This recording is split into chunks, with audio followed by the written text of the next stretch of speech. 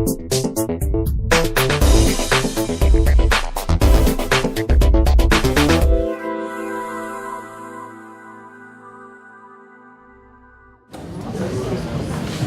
a todas e a todos. Então, eu vou apresentar os nossos convidados. Eu queria chamar aqui à mesa o Carlos Rivoredo. Carlos, ele é médico, pediatra, professor sanitarista e atualmente dá aula de saúde coletiva na Uninove.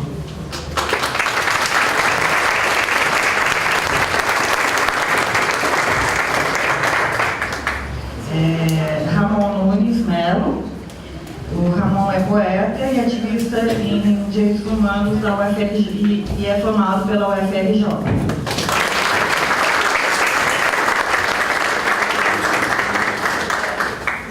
E o Daniel Moraes, acho que é ali atrás, o Daniel é psicólogo e é mestrando em saúde coletiva na Unifesp.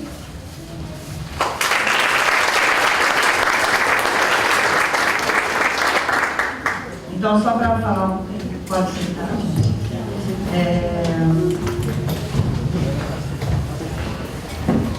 Eu acho que o ideal a gente vamos começar no programa, né? O Carlos ele vai falar sobre a criação dos direitos humanos, depois o Ramon vai falar um pouco sobre focos, saúde e direitos humanos, e o Daniel vai falar um pouco sobre o diálogo do movimento LGBT com o poder público. Então, boas discussões, que a gente possa refletir um pouco.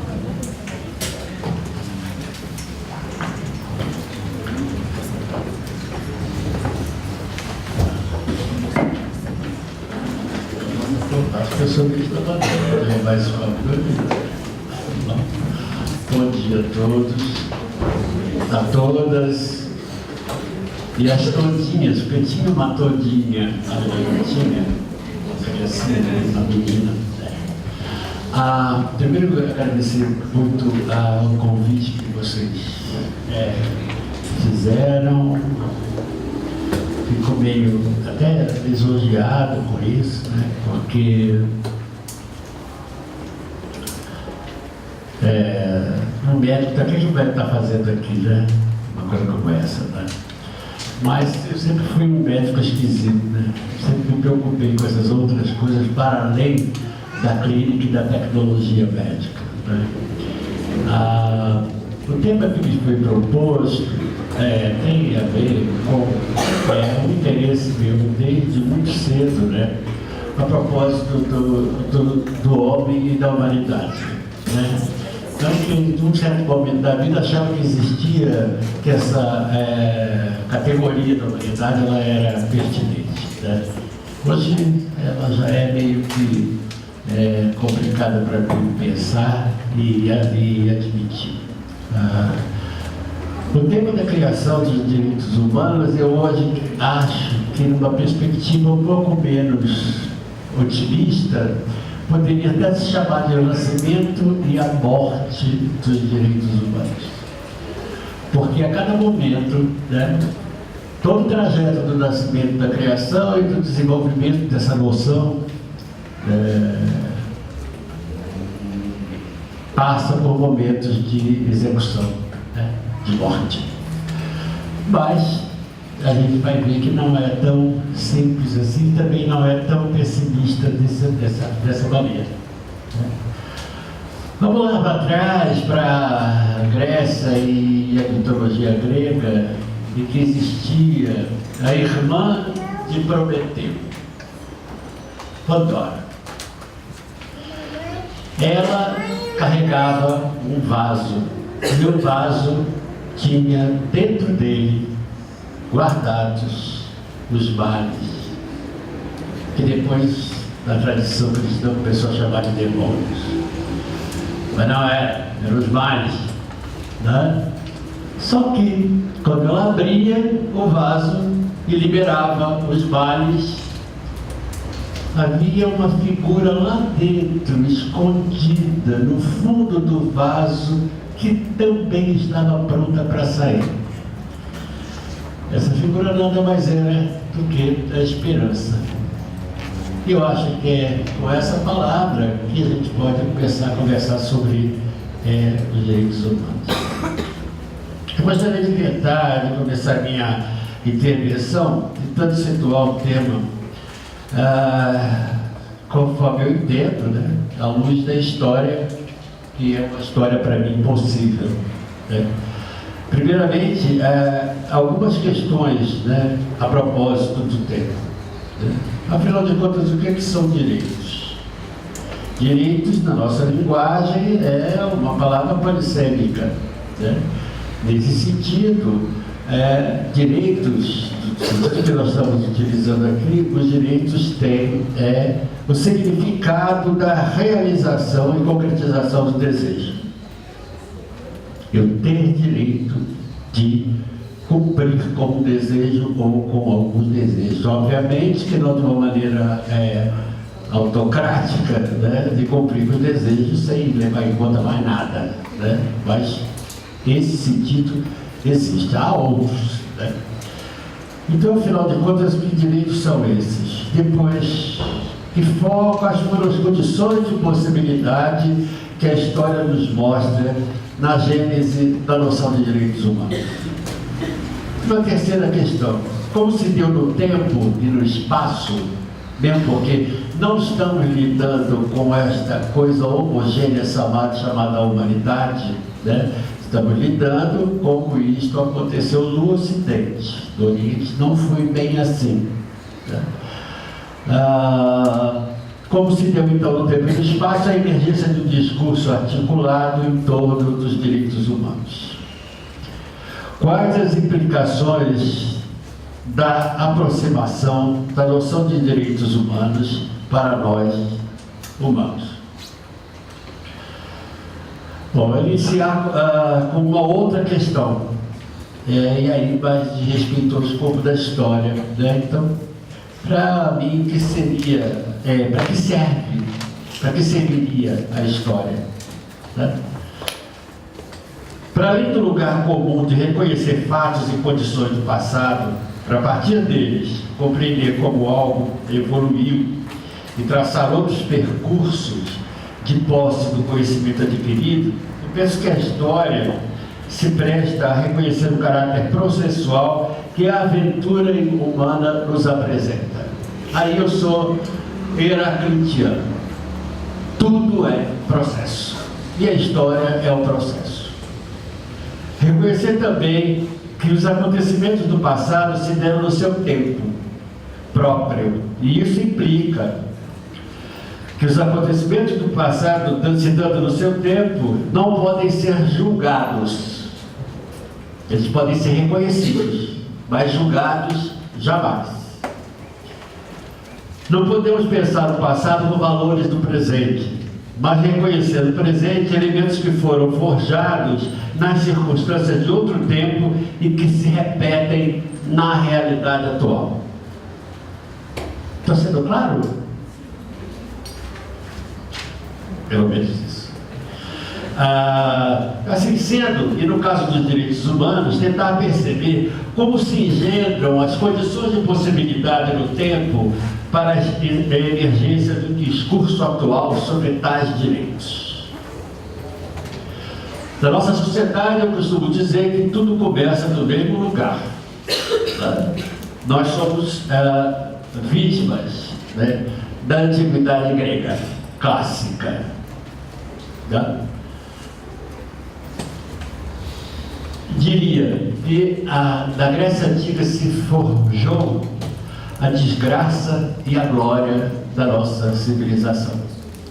O nosso processo civilizatório se origina dali, de um encontro, né, entre diversas culturas, né, que culminou com a produção brilhante, impressionante de um momento na Grécia. Oswaldo de Agoia Júnior, de 2008, marca um momento de origem do discurso sobre os direitos dos homens na Grécia Antiga e o faz a partir da Antígona de Sófocles. Na tragédia, o embate se dá a partir das figuras de Antígona, que deseja sepultar seu irmão, e Creonte, o tirano, que ocupa o poder soberano. Do conflito entre esses dois personagens emerge a contradição da noção intrínseca da noção de direitos, mais especificamente no que estava previsto nas leis, sempre provisórias, forjadas pelos homens de poder, e as leis não escritas. De um lado, Antígona, reivindicando para si o direito ao ritual de sepultamento de seu irmão, e do outro lado, do lado oposto, Creonte, que impõe a negação desse direito não escrito. Em outra dimensão, o conflito entre o caráter privado do direito e o público, imposto pelo poder soberano, que no caso negava o direito à ação movida a desejo privado por Antígona.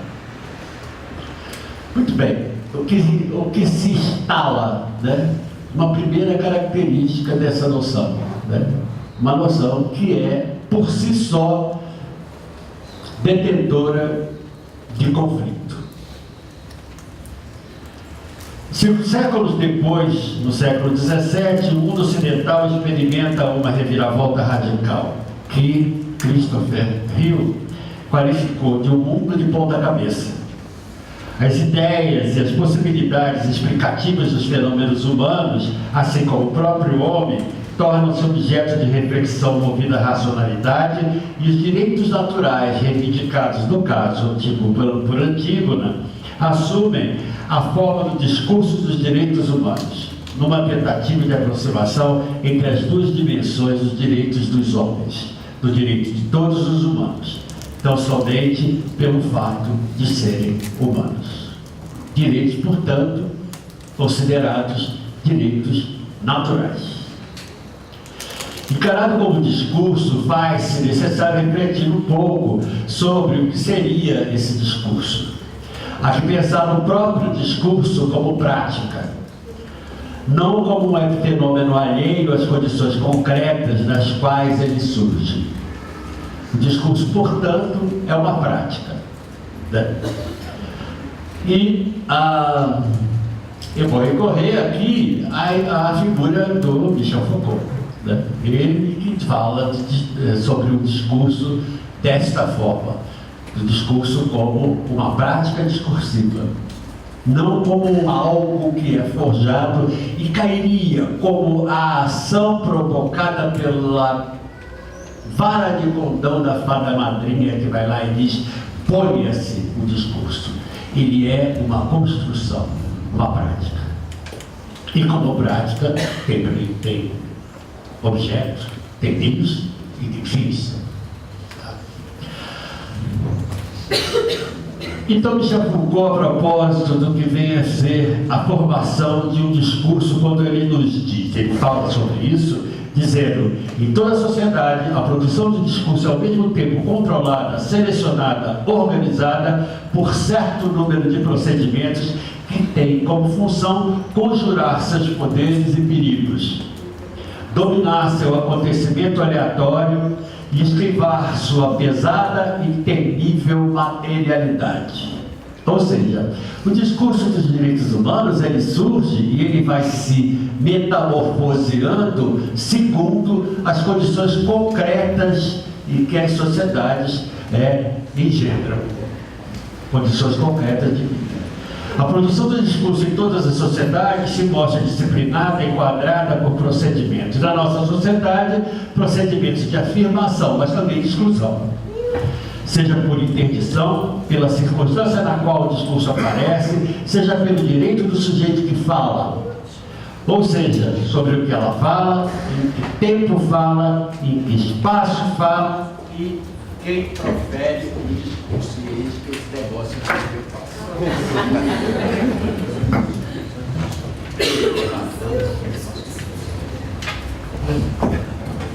Bom, esse discurso encontra o chão para proliferar e pode ser proferido durante o período da Constituição dos Estados-nação do Ocidente, sob o signo das luzes do século XVIII, e do desejo de democracia, né? Não a democracia grega, mas a democracia já modificada à luz da racionalidade ou da razão iluminista. Assim, a partir desse momento, o discurso sobre os direitos dos homens inicia sua trajetória para tornar-se direitos humanos. Ou seja, tem uma metamorfose aí, né? Do direito dos homens, da noção do direito dos homens mais chegada à naturalidade do fato de ser humano para algo instituído, que a gente costumou chamar de direitos humanos.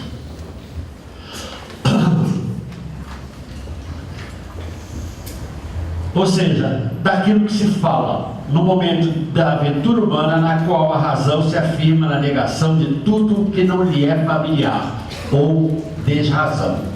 Em uma Europa exaurida pelo exercício do poder soberano absoluto e, finalmente, um discurso proferido pelos pensadores da época, né? Então é uma época onde os pensadores se ocupavam de determinar quem tinha direitos e quais os deveres dos sujeitos. Um discurso que ordena a noção de direitos humanos e que se estabelece a partir da derrocada do antigo regime e suas monarquias absolutistas de direito divino e a ascensão paulatina da burguesia ao poder. Um tempo no qual esse poder soberano sofre um deslocamento para a concepção do governo dos homens como sujeitos de deveres e de direitos reconhecidos como inquestionáveis, tais quais o direito à vida. Engendra-se um conjunto de normas e leis consequentes a uma nova concepção do homem como cidadão, portanto, portador de direitos inalienáveis. A razão iluminista é o motor para se estabelecer um contrato social que preveja a constituição de um conjunto de direitos que objetive a vida. Bom, essa categoria da vida, ela é uma categoria que surge e emerge a partir desse momento, né? O momento em que há um deslocamento do interesse do poder e dos poderes, no caso dos poderes soberanos, para a preocupação com não só o indivíduo, né, a vida do indivíduo, como também da vida das populações. No plano das leis, formalmente das cartas magnas daquele momento, duas declarações mostraram-se como marcos para o discurso sobre os direitos humanos que compuseram as constituições dos nascentes Estados-nação. Primeira Declaração da Virgínia, de 1776. E a outra é a Declaração dos Direitos do Homem e do Cidadão da Constituinte Francesa de 1789. Portanto, no ano da Revolução. A primeira delas, em seu terceiro artigo, estabelece um conjunto de princípios para o governo dos homens. Ela diz: o governo ou deveria ser instituído para o benefício comum, a proteção do povo, da nação ou da comunidade. De todas as várias formas e modos de governo, a melhor é aquela que é capaz de produzir o maior grau de felicidade e segurança e que se encontra mais efetivamente garantida contra o perigo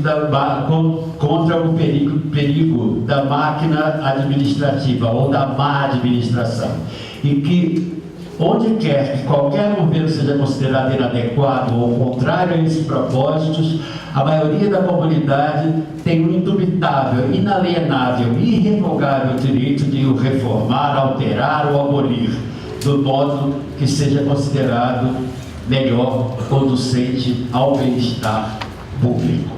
Bom, aqui tem uma clivagem, né? Uma clivagem que determina um pouco a origem da própria modernidade, né? Essa clivagem é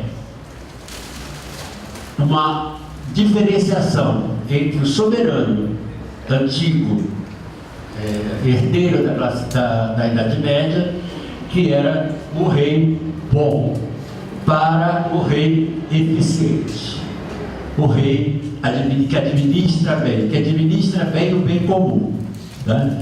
Bom, quem é o teórico que lida com isso e primeiro fala sobre isso é Maquiavel, né? É nele que a gente vai encontrar essa passagem, né, do sujeito que é o rei bom que dava coisas para o rei eficiente. Estabelece, portanto, o papel do governo dos homens como tutor do bem-estar, felicidade, segurança, submetido ao juízo inalienável das comunidades, afirmando o caráter público da função do governo. Como confirmação, a Declaração Francesa dos Direitos do Homem vai mais além e explicita como direitos a liberdade, a propriedade, a segurança e a resistência à opressão. Discurso que assume uma radicalidade e que norteará a formação dos Estados-nação ocidentais da Constituição Francesa de 1793, na qual esse direito do homem e do cidadão são consignados como naturais e imprescritíveis. Com isso, direito à vida, à liberdade, à segurança, à igualdade, à felicidade e, no caso francês, à propriedade. Com isso fica explicitado na lei todo o movimento que instaura a modernidade. Com Deus em declínio, o homem assume o protagonismo de sua história e seus direitos fundamentais e inalienáveis tornam-se consequência de sua própria natureza. Ideário presente até nossos dias no enfrentamento político entre o real das comunidades e o ideal da sociedade. E é disputa entre a busca dessas mesmas sociedades pela valorização da vida em contraposição à barbárie do servidão do homem, seja favorecendo o capital, seja na sua expressão mais radical devido às experiências racistas e da guerra das raças, como dizia Michel Foucault, presentes no século XX com os eventos das grandes guerras, das guerras focais e das diversas manifestações perversas das guerras contemporâneas, né? Hoje vivemos um estado de guerra, né? Em todos os lugares, em todos os continentes. Um estado de guerra declarado, explícito, tradicional, um estado de guerra não explícito, mas nem por isso menos bárbaro, e no nosso caso específico, uma guerra civil instalada, não declarada. Uma guerra civil que mata 63 mil pessoas por ano. Uma guerra civil que consome anualmente, do lado americano, obviamente, o Vietnã. Há que se preocupar com isso. Que direitos podem ser discutidos? Como devem ser discutidos? E que brechas encontramos para fazer valer os direitos dos homens no país em guerra civil não declarada? Guerra de conotação ou fundo racista, que mata negros, mulheres e congêneres. Na esteira do trauma das grandes guerras do século passado, a comunidade internacional busca uma espécie de reedição e atualização das declarações anteriores dos direitos humanos. Inicia-se inicialmente na criação de organismos internacionais que convivem com o conflito entre a consolidação do ideário ligado à instituição da modernidade presente nas declarações do século XVIII e o jogo macropolítico de interesses das nações e do capital internacional. Nesse escopo se organizam a Liga das Nações e as Nações Unidas e redunda na Declaração de 1948, a Declaração Universal dos Direitos Humanos, que é de conhecimento de todos. E que tem o mesmo escopo das suas predecessoras, não? Ela tem o mesmo intuito, ela meio que atualiza, porém, ela repete do ponto de vista dos princípios das declarações anteriores. E como toda lei provisória, toda lei é provisória, como ela é escrita para os humanos, ela pode ser modificada o tempo todo, né? E pode ser também né, submetida à crítica. Até onde me ocorre, a primeira crítica que aparece em relação a isso é do século XIX e ela está em Karl Marx. É nele que aparece a primeira crítica. Marx encontra nisso uma oficialização e uma institucionalização da moral burguesa e dos comprometimentos ideológicos de toda uma ação dos Estados, né, para fazer valer o capital, a acumulação capitalista e a ideologia burguesa, né? O que Marx parece indicar é a constituição de discursos cujas intenções extrapolam o direito dos homens e da boa vida, visam a afirmação de uma ideologia subalterna ao regime econômico hegemônico a partir da modernidade e a consequente ascensão burguesa ao poder, sinal de suspeita em relação a um discurso pretensamente universal e natural. O que diz essas declarações, portanto, de direitos humanos? Diz sobre valores adquiridos, diz de um tempo de declínio de um certo poder soberano, diz, e é proferido porque aspirava ao lugar do poder central, a própria burguesia. A suspeita prossegue, presente em vários pensadores, desde Nietzsche e sua crítica, muitas vezes contundente, da moral subjacente a esse ideário e sua origem, desde Sócrates, Platão e o cristianismo, até daqueles autores mais contemporâneos, como Hannah Arendt, Norbert Bobbio, Sartre, Agamben e, sobretudo, Michel Foucault.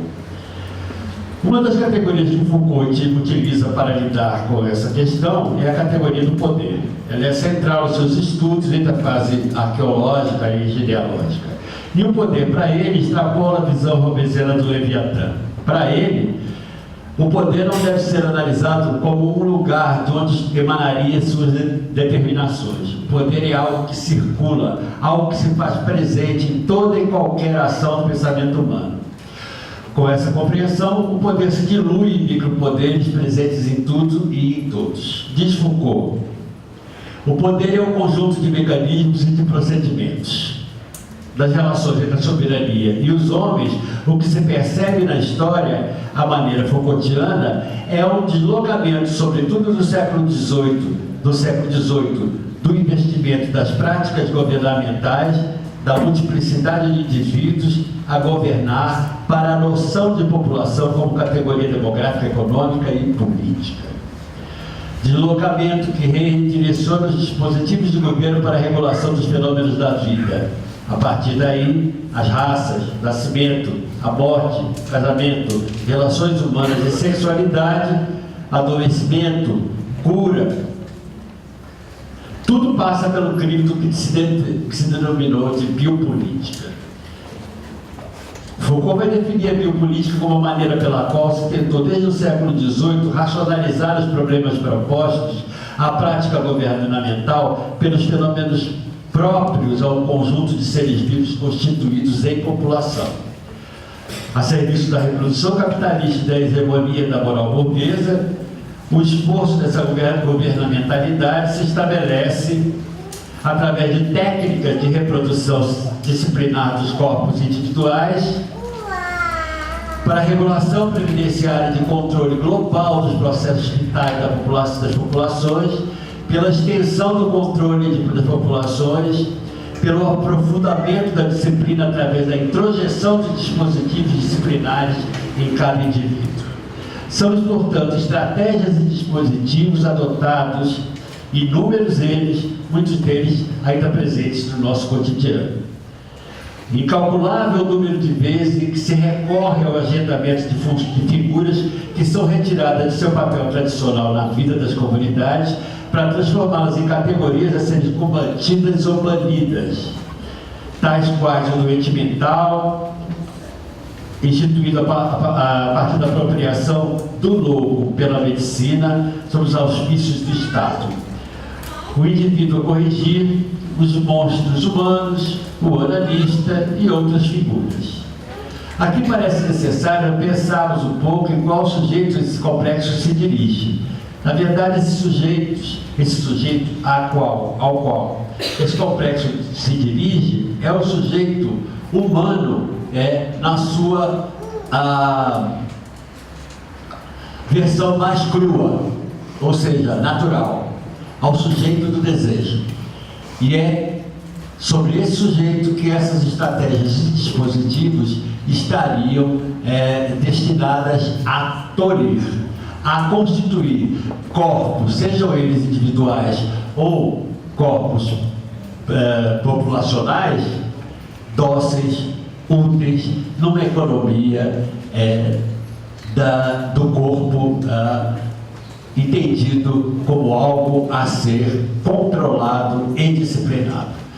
Assim se institui o que Foucault chama de sociedade disciplinar, e é sobre ela que incide toda a atuação sobre a determinação e definição do que vem a ser direito dos homens e do que vem a ser direitos humanos institucionalmente escritos, postos e consignados na lei escrita pelos homens, portanto, a lei que precisa ser colocada sob suspeita a todo momento. Havia outra coisa para falar, mas o tempo não permite. Se vocês quiserem, eu pode depois estar na discussão colocando algo a mais. Eu conversei com o Hector, que foi a pessoa que me convidou para cá. Eu vou mexer no texto, arrumar ele direitinho e passo para vocês lerem, porque as coisas que eu consegui falar. Obrigado.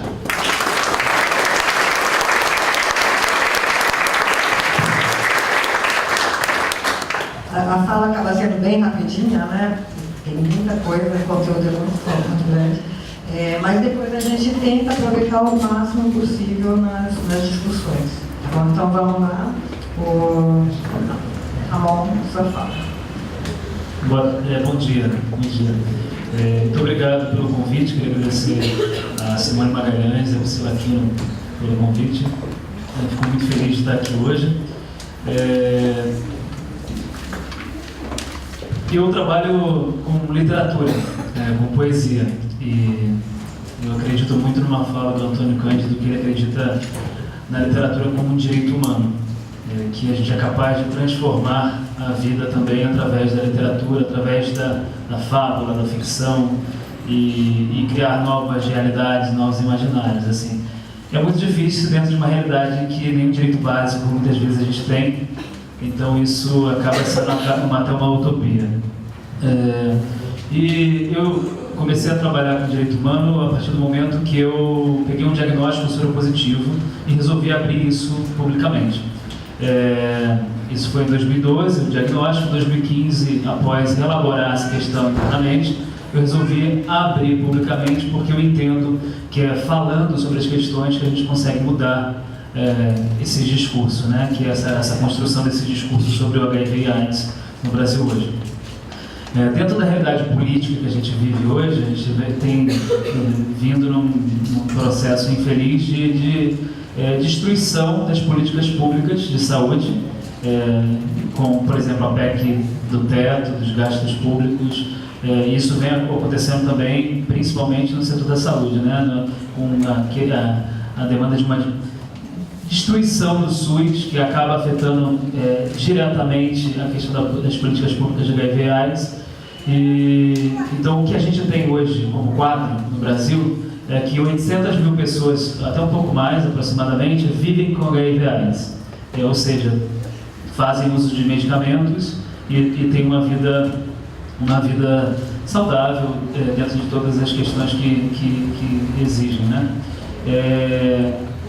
E 150 mil tem, mas não sabem porque tem medo de buscar o exame de volta no laboratório, porque não voltam para buscar por medo de toda a questão que implica o HIV, por ser uma questão de saúde pública que envolve uma questão de moralidade, de sexualidade, de tudo isso. Por isso que a gente não conversa, por isso que a gente não fala sobre o HIV no dia a dia, na maioria das vezes. Muitas vezes a gente não fala nem com o nosso parceiro e nem com nossos amigos, né? Porque há um medo do preconceito, da discriminação e de uma série de coisas que envolvem esse tabu em torno do HIV.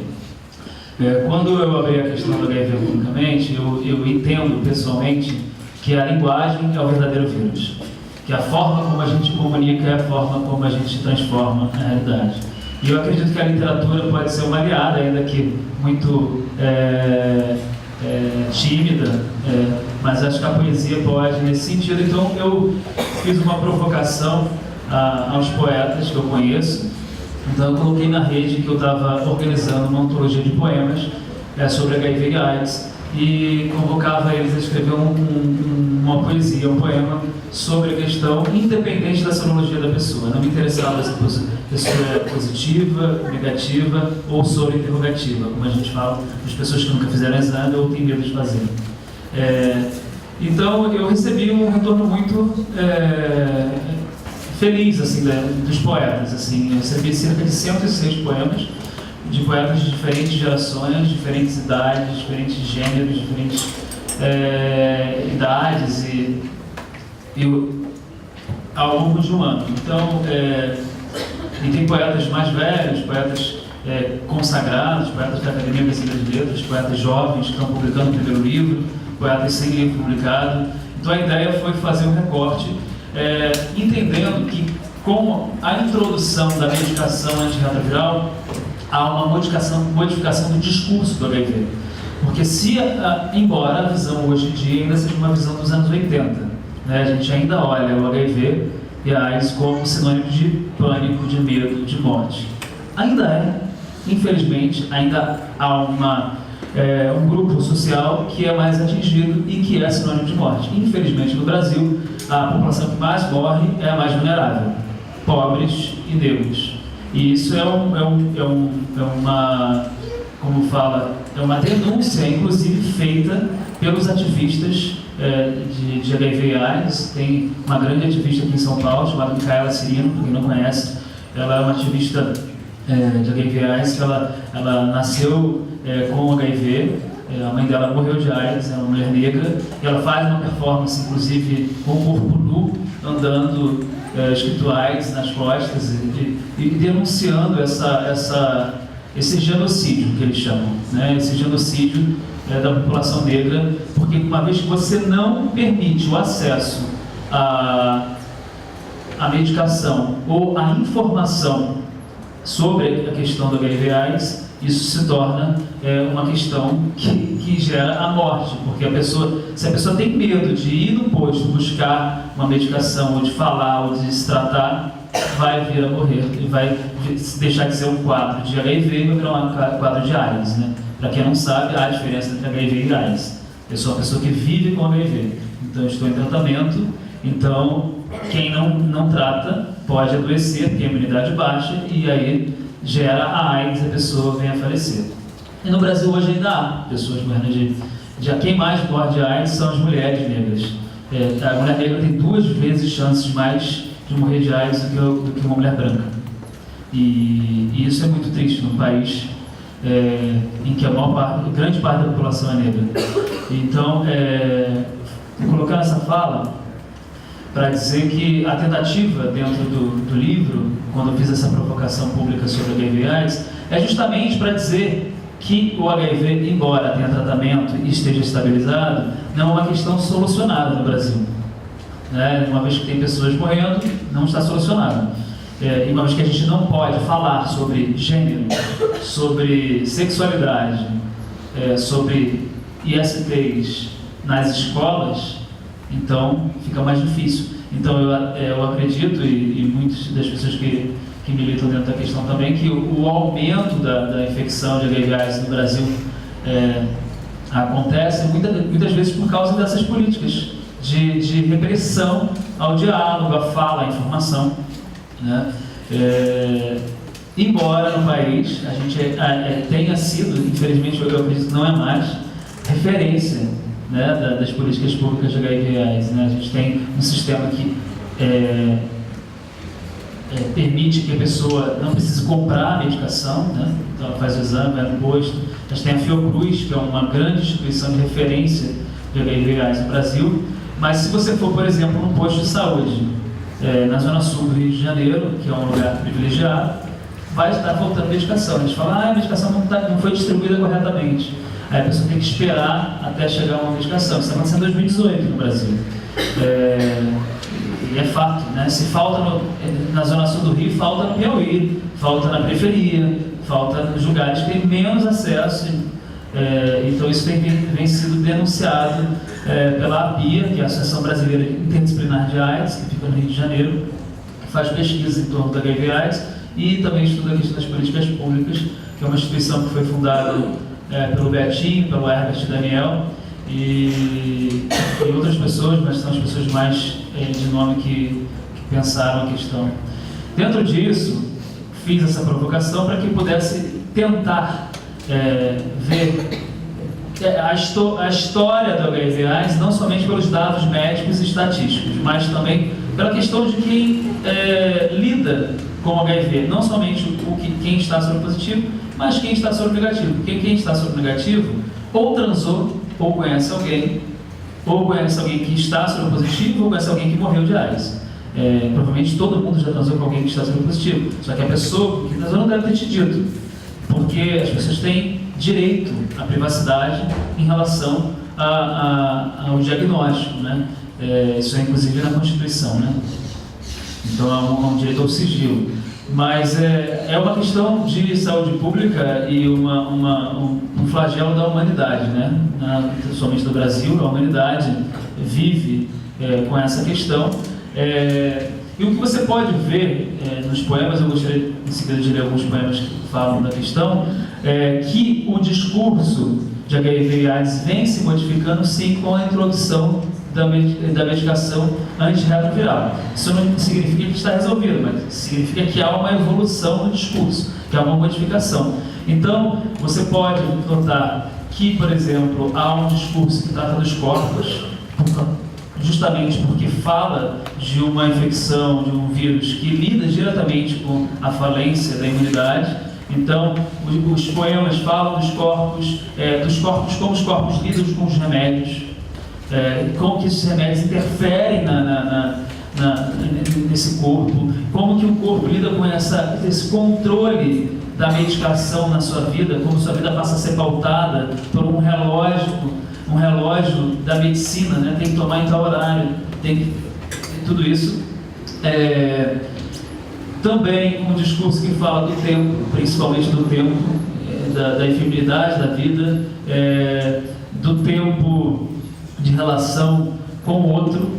Então fala da sexualidade, fala das relações múltiplas da sexualidade e da linguagem, de que forma que eu posso falar sobre o HIV. Porque o que acontece é que muitos poetas, assim, dos 106 eu escolhi 96 poemas, 96 poetas. E alguns poetas falam assim, olha, eu não sei escrever sobre isso. Eu não sei, eu não tenho HIV, eu não sei escrever sobre isso. E outros falaram, eu vou tentar escrever, e tentaram fazer. A história da epidemia, que tem um pouco mais de 30 anos, é contada através desses poemas, no sentido que eles também falam da memória. Então tem um capítulo que é poetas, principalmente mais velhos, que viveram a epidemia, lembrando de pessoas que morreram de AIDS. Então, desde pessoas conhecidas, como é o caso do Leonilson, que é um artista de São Paulo, que morreu de AIDS, que a capa é uma obra do Leonilson, que é esse artista de São Paulo. Ele morreu no final dos anos 90, meados dos anos 90, e a gente pediu autorização à família para utilizar, e eles autorizaram. E o Tente Entender o que Tento Dizer, que é o nome da antologia, Poesia HIV/AIDS, é um trecho de uma crônica do Caio Fernando Abreu. O Caio Fernando Abreu é um escritor gaúcho que pegou o diagnóstico soropositivo e foi internado e morreu de AIDS. E quando ele estava no leito do hospital, ele escreveu uma série de crônicas chamada Cartas para Além do Muro, em que ele revela a sorologia dele. Em uma das cartas ele revela de maneira muito metafórica, porque ele não conseguia falar publicamente sobre a questão, mas ele fala: tente entender o que eu tento dizer, se coloca no meu lugar. Então, esses poemas também é um lugar dessa tentativa de alteridade, de se colocar no lugar do outro e tentar falar um pouco sobre alguma coisa que ainda é muito cheia de tabu, de preconceito, de moralismo. E com o avanço do conservadorismo de forma geral na sociedade, há mais dificuldade ainda de se falar sobre HIV e AIDS. E principalmente, por exemplo, outro dia eu fui na Bia visitar, eu doei os direitos desse livro para a Bia. Todos os poetas eles cederam os direitos e eu cedi os direitos de organização para essa fundação. E aí eu fui lá visitar e lá tem uma sala com vários cartazes com a história da epidemia, dos anos 80 para cá. Aí o cara me mostrou um cartaz de um cara com pau duro colocando a camisinha. E ele falou assim: esse cartaz ele ficava dentro dos postos de saúde. Aí ele imagina isso hoje. Não é possível imaginar isso hoje, porque você não se pode nem falar, entendeu? Então, aqui também tem poeta, tem a Amara Moira, que é uma poeta trans, que é uma pensadora trans. Então ela também faz um poema sobre a questão. A população trans é muito atingida sobre a questão do HIV, fala sobre os novos métodos de prevenção do HIV, que não somente a camisinha. Então, de que maneira esses corpos conseguem se proteger hoje em dia. Para quem não conhece, existe a PEP, que é a profilaxia pós-exposição. Se em caso de acidente alguém teve uma relação de risco, ou no caso de estupro também, então a pessoa vai até o posto e toma a medicação durante um período para que ela possa ficar imune à questão do HIV. E também tem a PrEP, que é a profilaxia pré-exposição, que é quando a pessoa opta por tomar o Truvada, que é uma medicação, e ela entra num sistema de saúde. Hoje no Brasil ele fornece também. A pessoa entra dentro desse sistema, faz exames regulares, ela toma essa medicação, ela pode transar sem camisinha, que ela não vai se infectar com o vírus da AIDS. Mas ela não se protege das outras infecções, outras ISTs. Mas é uma possibilidade das pessoas, principalmente profissionais do sexo, ou pessoas também que optaram, falaram: eu quero transar sem camisinha, e ter essa possibilidade e essa responsabilidade consigo, de se tratar. Então o livro fala disso. Então tem uma poeta mais jovem, chamada Bruna Mitrano, por exemplo, que ela da periferia do Rio de Janeiro, que ela trata justamente dessa sopa de letrinhas que existe PrEP, PEP, HIV, e ela vai falando de como ela, jovem, hoje tem dificuldade e não conhece o que se trata dessas questões. E infelizmente hoje no Brasil a gente teve uma capa infeliz da revista Época, feita por um jornalista que eu acredito que foi de muita má fé, querendo colocar a PrEP como se fosse uma pílula para gays transarem felizes sem camisinha. Tomara que seja também, não tem uma questão moral em cima disso, só que ele vai para esse lugar como se fosse o governo estivesse financiando uma espécie de orgia coletiva, assim, sabe? E é infeliz, porque os dados que ele usa são irreais, porque tem 6 meses, basicamente, que a medicação foi introduzida no Brasil. Você não tem nem dados para poder estudar qual o público que está utilizando a medicação hoje em dia. Mas é uma das formas, um dos métodos de utilização para prevenção. Enfim, tudo isso para dizer a forma como eu optei por atuar em relação à questão dos direitos humanos falando publicamente sobre essa vivência de um corpo com HIV, que no caso é o meu. Então, de que maneira eu posso falar, é possível sim viver com HIV, é possível sim ter qualidade de vida. E isso é um direito de todos, então não somente de um grupo social. Eu vou ler um poema para começar. Eu gostaria de ler um poema inicial do Silviano Santiago, que é um poeta, um escritor, um grande pensador da literatura, que tem 80 anos. E eu fiquei 4 meses insistindo para escrever um poema, e ele escreveu, eu fiquei muito feliz, e ele fala assim: sim, não há por que esquecê-la, embora sua chegada seja iminente. Cata-se a vida a cada dia, ela é a cada dia é.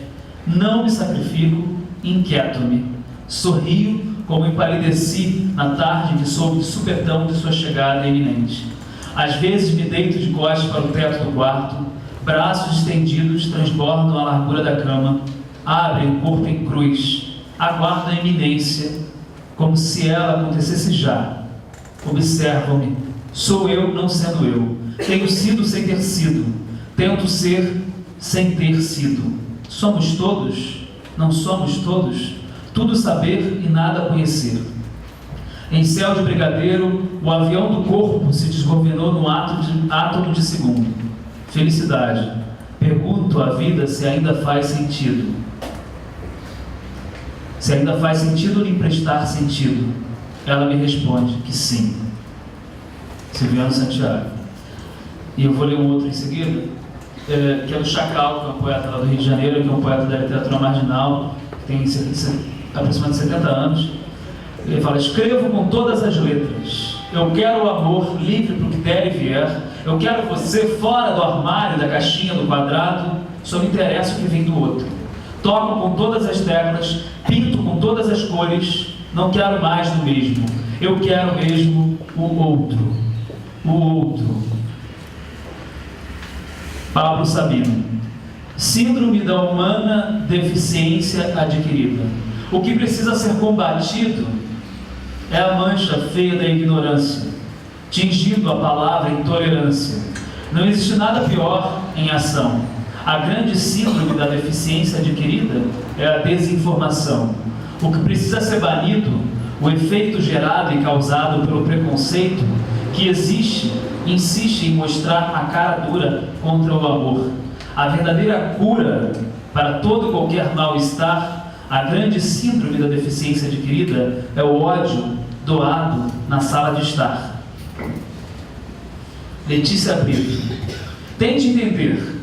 Eu tenho 9 amigos que fumam, tenho 12 amigos que bebem Coca-Cola, tenho 2 amigos que cheiram Coca ou Cola, tenho 333 amigos LGBTQI+, tenho 5 amigos com diabetes, tenho 4 amigos do candomblé, tenho 2 amigos veganos, tenho 6 amigos que usam ayahuasca, tenho 24 amigos que fumam maconha, tenho 18 amigos machistas, tenho 4 amigos vivendo com HIV, tenho 9 amigos que fazem performance nus, tenho 15 amigos que jogam basquete, tenho 8 amigos budistas, tenho 43 amigos poetas, tenho 12 amigos que pensam em suicídio, tenho 89 amigos comunistas. Alguns desses amigos reúnem mais do que uma dessas qualidades. Eu abraço todos, eu amo todos os meus amigos, amo todos eles. Nenhum dos meus amigos gosta do Bolsonaro.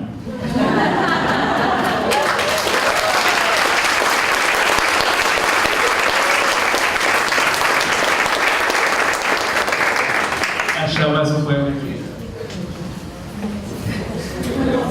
Eu vou ler e vou falar um poema também. Isso aqui, que eu fiz um poema chamado. Antes eu vou ler o da Mara Moira, porque eu acho importante também. Só um minuto.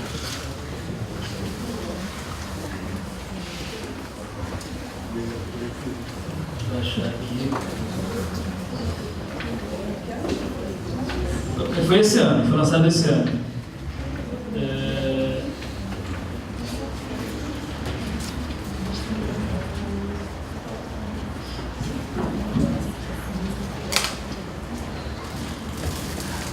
Amara Moira, pela 10ª vez. Confie em mim, eu sou casado, doador de sangue, e por Deus, a primeira trava com que eu saio é você. Olha o estado que ele fica, todo babado. Te dou mais 10, nem assim. Você tem cara que já fez o teste. O meu nem deu um mês. Olha, eu tenho aliança em tudo. Sou eu, sim, casado. Confie em mim, confie em mim, confie em mim. Amara Moira. A Moira é escritora, uma das primeiras transexuais a entrar para a academia com uma tese sobre James Joyce, e ela é profissional de sexo.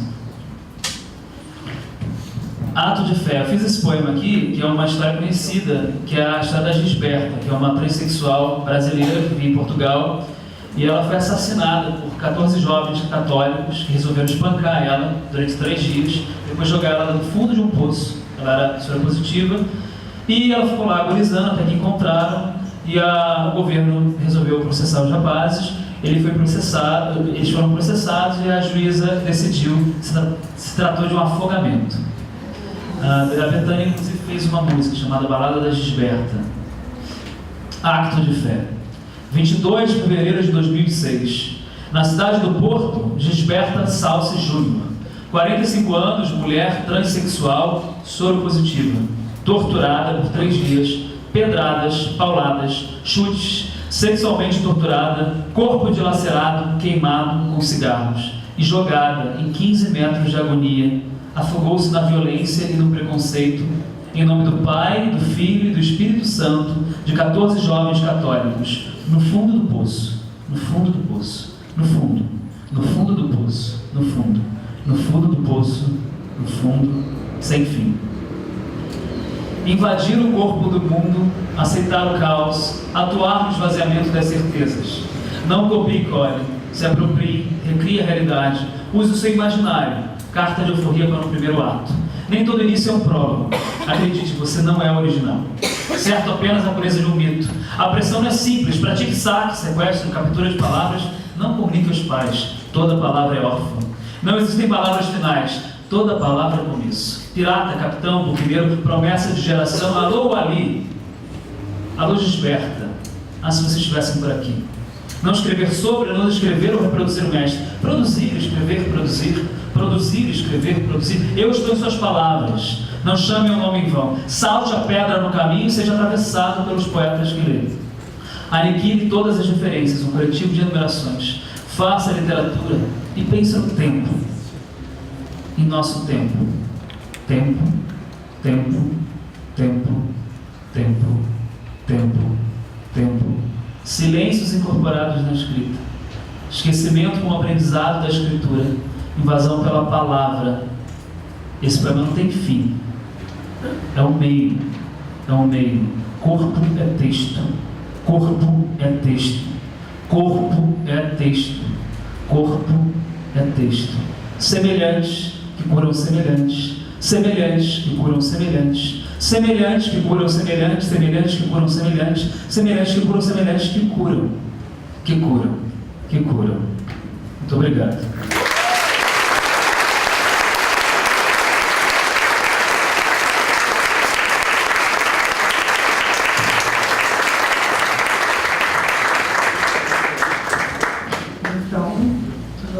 Daniel. Bom dia, pessoal. Quero agradecer a semana, quero agradecer a organização e a todos vocês aqui presentes, né, nesse dia frio, se reunindo aqui para discutirmos algo que é tão importante para a nossa comunidade nesse cenário atual, né? Me pediram para falar um pouquinho sobre a experiência, né, de atuação na Defensoria Pública. E eu quero começar falando um pouquinho da minha experiência pessoal, que tem bastante implicação com a minha vida profissional, com a minha história na militância, né? Pegando um gancho do nosso amigo Ramon, corpo é um texto, né? E o nosso corpo, ele comunica alguma coisa para as pessoas. E eu percebi isso lá na década de 90, quando o meu corpo já comunicava algo diferente ali para minha família, que eu não entendia muito bem o que era, mas compreendia que eu estava mais próximo de um tio que vivia a condição de HIV/AIDS do que do meu pai, que era um homem branco, heterossexual, religioso da igreja evangélica, né? E aí eu percebi, bom, preciso correr aqui, né, para poder chegar em algum lugar que não seja um lugar da estigmatização, do preconceito, da vulnerabilidade, né? E aí, com meus 17 anos, eu saí do armário, né, fui jogado do armário e comecei a pensar, né, por que isso está acontecendo, como é que eu posso me articular com essa família, o que isso está comunicando para mim, e entendi que a minha experiência ela não era isolada. Eu fui criado ali em São Miguel Paulista, na zona leste de São Paulo, e percebia que tinha outras pessoas como eu que viviam essa condição de vulnerabilidade também, de falta de compreensão da família, de violência na escola. E aí pensei, bom, eu não posso ser visto como essa pessoa que a condição de homossexual era tida naquela década, né?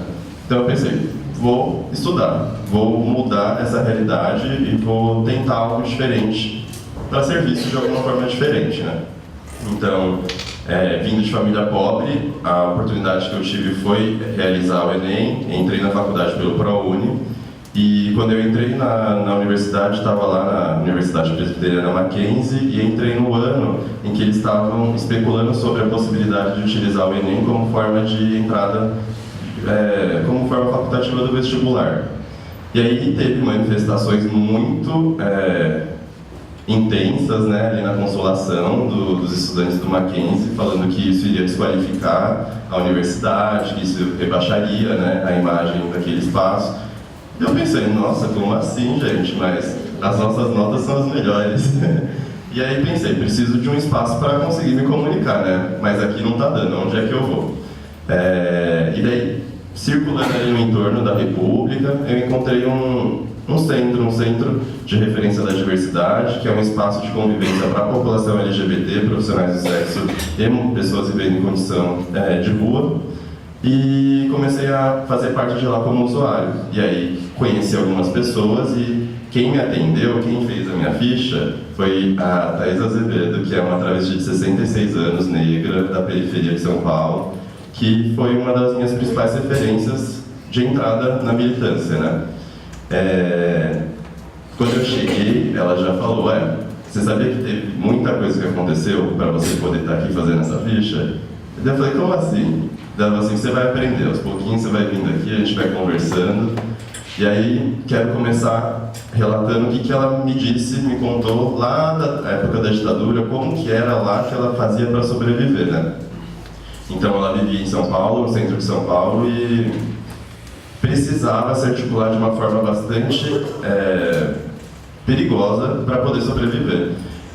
Tinha muitas batidas policiais, né? Naquela época tinha alguns delegados aqui no centro de São Paulo que faziam exames criminológicos para poder condicionar esses corpos a um regime de prisão, né? Então tinha prisões arbitrárias feitas diariamente, assim, começou em torno de 10, 20, foi para 50, e aí as travestis precisavam se articular, né? Como que elas iam conseguir? Naquela época começou a se disseminar um comecinho, assim, do que era o HIV, né? Então, naquela época, o que era? Naquela época era um câncer gay.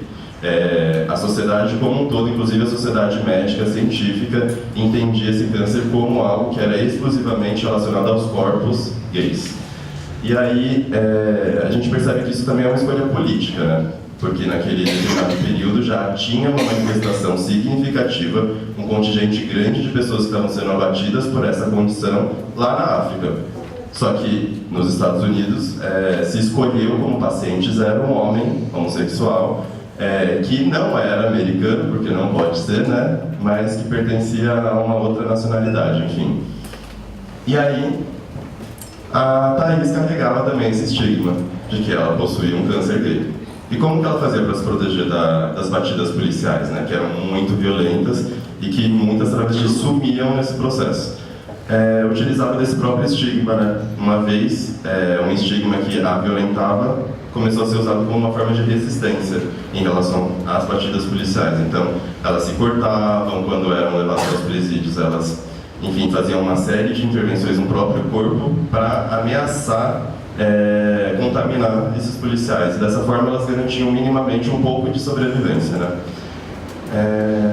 Enfim. E daí, passando nessa época, a gente percebeu que teve um endurecimento bem acirrado dos espaços de voz, né, das militâncias que ocorriam, principalmente as militâncias estudantis. E aí teve uma perseguição muito acirrada dessa população, né? A década posterior, que se iniciou com um processo de liberação sexual, de compreensão de novas formas de vida, de produção de afetividades, né? Começou também a se fragmentar. E aí aparecem grupos clandestinos de esquerda, né, para poder fazer uma barragem a todo esse processo de disseminação. Peraí que eu estou pegando aqui a minha cola. E aí teve dois grupos, né, que teve uma expressão muito significativa, que foi o grupo Somos, aqui em São Paulo, que era formado por militantes LGBTs, apesar que quem fica na maior visibilidade acaba sendo os homens. E também o jornal Lampião da Esquina, que era um meio de comunicação que ocorreu lá no Rio de Janeiro, entre a comunidade LGBT, uma forma de comunicar esse corpo de uma forma diferente, né? Comunicar um texto de positivação dessa condição. E aí era uma das únicas possibilidades que a população LGBT tinha de ser visto e de obter voz de uma outra forma que não via preconceito, exclusão e violência, né? Aí, já na metade para o final da década de 70, os movimentos e as pautas políticas de liberação sexual começaram a se fragmentar, a perder força, e aí surge a epidemia, né? Ela aparece aqui em São Paulo, aparece aqui no Brasil, e começa a fragmentar de forma significativamente as lideranças do movimento LGBT. E aí se perde força política, aí se perde pautas na agenda política, e agora o movimento começa a se rearticular, não no sentido de promover cidadania, de promover direitos, mas de promover a sobrevivência dessa comunidade, né? Então, naquele período, né, tinha uma compreensão muito forte de que o HIV era emitido e transmitido por homens gays que faziam sexo anal, e aí não se pensava na vulnerabilidade do homem heterossexual, que praticava sexo com mulheres também. Não se pensava nas vulnerabilidades do corpo bissexual, né, que participa dessa comunhão entre todos os corpos.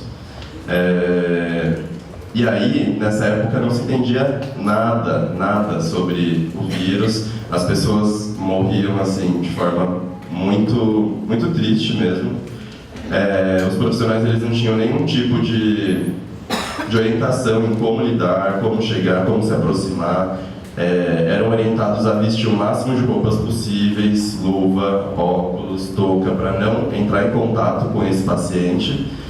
E aí, não se entendia como tratar, né? Os médicos também estavam numa não compreensão total. E aí tem um marco muito significativo que eu gosto sempre de pontuar, que foi a entrada aqui em São Paulo da cena da militante Brenda Lee, que é uma travesti que veio lá de Pernambuco com 14 anos para a cena de São Paulo. Se instalou ali no bairro do Bexiga e montou uma casa que em 84 começou a acolher essa população que vivia na condição de HIV, mas que não tinha nenhum amparo médico, que não tinha nenhuma assistência. E aí lá nessa casa ela começou a fazer um apoio médico, apoio moral, apoio espiritual, a Brenda Lee. E aí, nesse espaço, começou a se entender um pouquinho como a gente pode articular cuidado para essa população, né?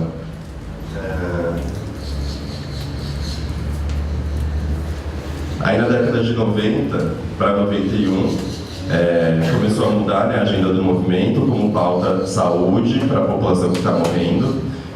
E daí teve o Encontro Nacional de Ativistas, né, o último Encontro Nacional de Ativistas que reuniu militância do Brasil inteiro, deixaram suas pautas de liberação, de violência, de casamento para pensar. Vamos pensar saúde, vamos pensar sobrevivência, porque nesse momento a gente perdeu um contingente importante dessa população, então vamos se rearticular.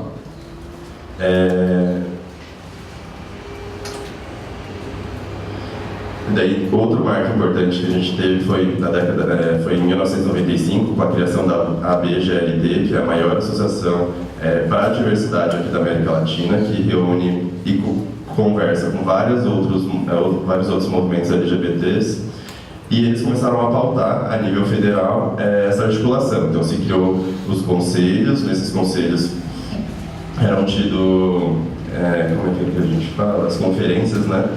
Então, começou a se estipular conferências municipais. Nessas conferências municipais, os movimentos que integravam a cena da militância participavam, levavam suas reivindicações, saíam-se os delegados, iam para as conferências regionais e até chegar a nível federal, conferência nacional.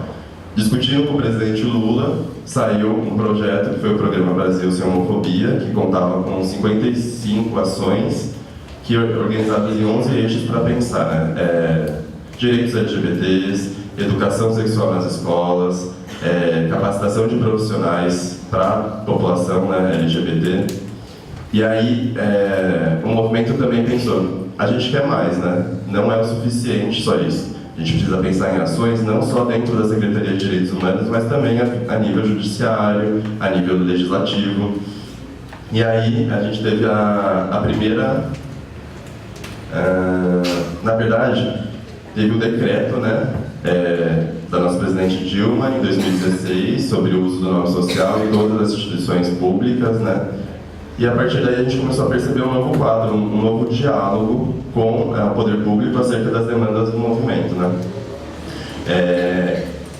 Aí, voltando para a Thaís, ela me convidou para participar de uma oficina que ocorreu lá no CRD e a gente começou a fazer discussões e debates, rodas de conversa com a população que frequentava sobre questões LGBTs.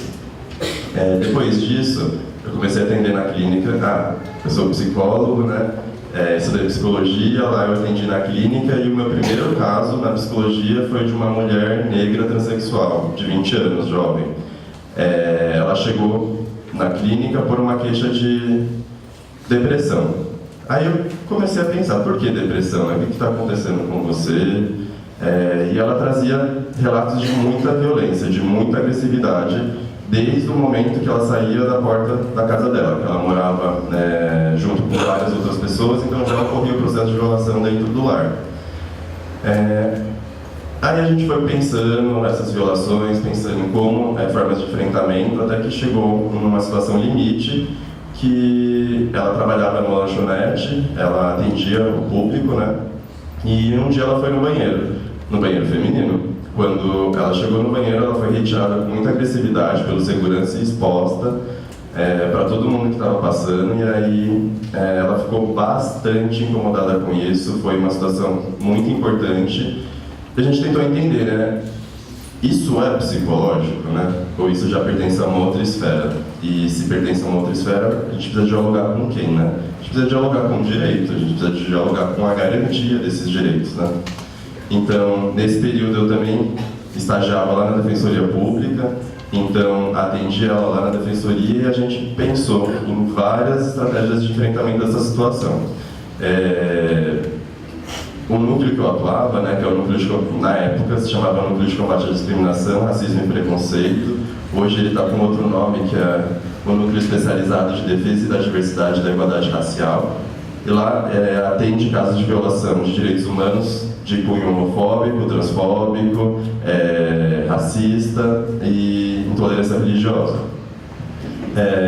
E daí a gente recebeu essa denúncia da paciente e propomos uma mediação com esse espaço, né, com o lugar de trabalho dela. Então, nesse primeiro momento, houve uma conversa e essa conversa teve alguns combinados. Um dos combinados seria que a identidade de gênero dela seria respeitada, ela seria chamada pelo nome social, usaria o banheiro feminino e, enfim, tudo conforme o que a gente entende como certo. Mas não deu muito certo porque eles não bancaram com os combinados, então precisou levar para um processo judicial. E a gente acompanhou esse processo, mas entendemos que isso não seria a única experiência de violência que ela passaria. E como processo adicional de reconhecimento da sua identidade, tinha demanda pela modificação dos registros, né, dos documentos. Então a gente, naquela época, ainda não existia, né, nenhuma decisão sobre pessoas trans alterarem os documentos e dependia da boa vontade dos juízes. Então se fazia processos com embasamento completamente subjetivos, às vezes precisava encaminhar fotos íntimas, cartas de pessoas amigas que comprovassem a condição de transexual e pareceres psicológicos, pareceres psiquiátricos, entendendo ainda que a condição de transexual ela é entendida como uma patologia. Já houve alterações no CID-10, porém até hoje não houve uma resposta eficiente para as demandas dessa população. E aí a gente entrou com o processo de retificação de mudança de nome, o juiz aceitou, ela fez as modificações e no final das contas a empresa precisou pagar uma quantia a ela devido a todos esses episódios de violência, né? E o que eu aprendi com isso tudo, né? Eu aprendi que muitas vezes o nosso corpo está falando algo, tentando comunicar algo, só que para uma sociedade que é leiga nessa comunicação, né? Que está aprendendo ainda um pouco a como ler esses corpos. E aí, só um ponto interessante também. Esse núcleo trabalha com o Disque 100, que é um dos braços da Secretaria dos Direitos Humanos, que recebe denúncias de todo o Brasil sobre violações diversas. Então, violação à mulher, violação religiosa, violação racial, e funciona como se fosse uma ambulância. Então, ele recebe a denúncia, detecta de qual território a pessoa reside, né, e encaminha novamente a denúncia para o órgão competente dessa região para acompanhar essa situação. E o núcleo onde eu atuava lá na defensoria, ele recebia todas as queixas de São Paulo. Então a gente mandava carta, ligava, ia até a casa da pessoa para poder receber essa denúncia e ver quais eram os procedimentos que iam se suceder. Eu acho importante citar porque é algo muito bacana, que foi uma conquista do movimento social como forma de monitoramento dessas ações de violação. Né? E voltando, o que eu entendi disso tudo? Eu entendi que o nosso corpo está constantemente sendo feito e refeito. E a sociedade, ela tende a se enrijecer, né? Olhar para a gente como um produto final, como um projeto já posto, encaixado nesses corpos. E aí, os corpos que não se encaixam, os corpos que têm palavras diferentes, que rimam com a poesia, eles buscam uma nova performance, né? Outra forma de ocupar esses espaços públicos. E aí, às vezes, é importante ter um diálogo muito bem estruturado com a comunidade de base, né? Entender quais são os processos de violação que essa população periférica LGBT passa, para poder fazer um diálogo eficiente com o poder. E eu acho que é isso. Depois de ter atuado nesse espaço da defensoria, eu fui para uma casa de acolhimento para pessoas travestis e transexuais, que fica lá no Bom Retiro. Lá também a gente acompanhou episódios de violação assim, absurdas, e algo bacana era que era uma casa específica para atender essa população. E entendendo que ali era um espaço de uma possibilidade de novas relações sociais, uma possibilidade de um teto para poder pensar outras demandas, né? E agora eu estou trabalhando num serviço, numa OBS, né? Lá na periferia de São Paulo também, acompanho também pessoas trans. E é muito interessante, porque algo que a gente vê do diálogo da militância com o poder público é que começou lá atrás em busca de reconhecimento dos seus afetos, de novas produções de vida, né, de novas formas de existir em sociedade. E passou completamente por uma demanda de saúde, né? E aí começa a se pautar sobrevivência, começa a se pautar o direito de vida, né? E o direito de continuar produzindo, ter um espaço, né? Então, passa-se de um viés libertário para uma política de controle desses corpos, né? E agora, nesse momento, a gente teve uma decisão muito importante do Supremo Tribunal Federal sobre a retificação do registro civil da população trans nos cartórios. Então, isso é muito importante, é um marco que deve ser bastante valorizado, se compreendendo que as coisas estão avançando, né? Apesar de ter um retrocesso enorme, conservador, sobre essa população, a gente tem brechas aí e conseguimos hackear alguns espaços para promover coisas bonitas, né? Acho que é isso, obrigado.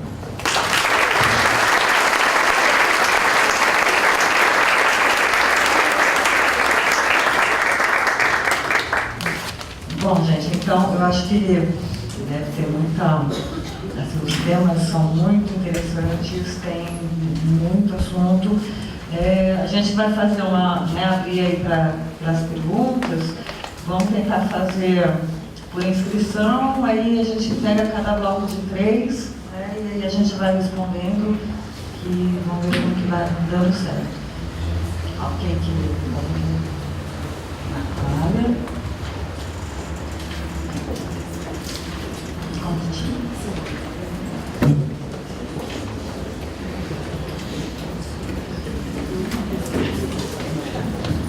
Você quer vir aqui?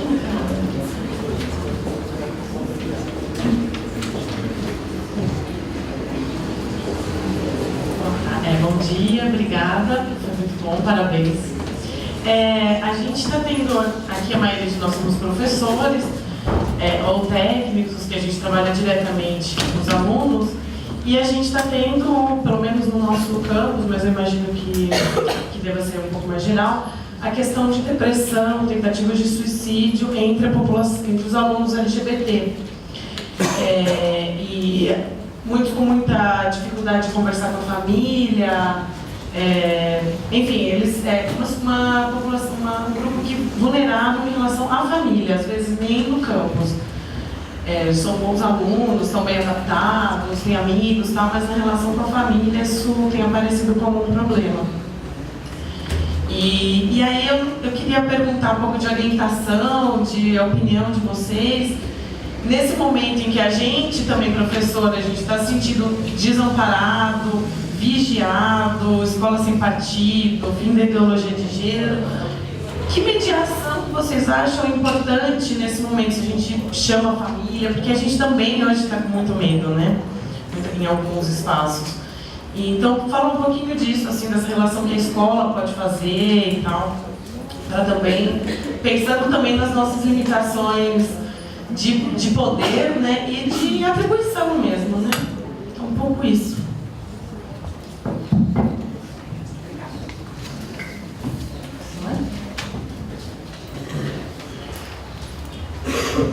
Bom dia para todo mundo. Eu queria perguntar uma coisa. Eu queria saber se os movimentos LGBTs, eles têm ações para além do movimento. Que às vezes a sensação que a gente tem é que vocês atuam mais ali tentando resolver os problemas de vocês, mas assim, como isso pode ir além? Eu queria também saber sobre a Defensoria Pública. Eu acho que quando a gente falou de esperanças, a Defensoria Pública parece um órgão novo que vem para defender bem os direitos humanos.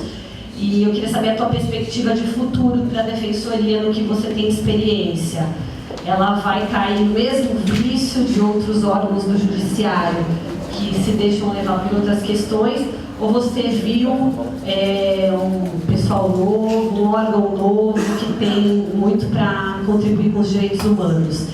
E outra coisa, eu queria dizer, na questão das esperanças, que o Carlos colocou na retrospectiva dos direitos humanos, fica a sugestão de nós, como Instituto, começarmos a discutir o Plano Nacional de Educação e Direitos Humanos, que é uma política pública do governo Lula muito importante, que a gente fala, acho que pouco, como Instituto de Educação, e depois sobre as diretrizes nacionais para a educação e direitos humanos, que eu acho que pode fundamentar o trabalho de muita gente que tem dificuldade no seu campus de discutir as questões de direitos humanos. Obrigada. Então,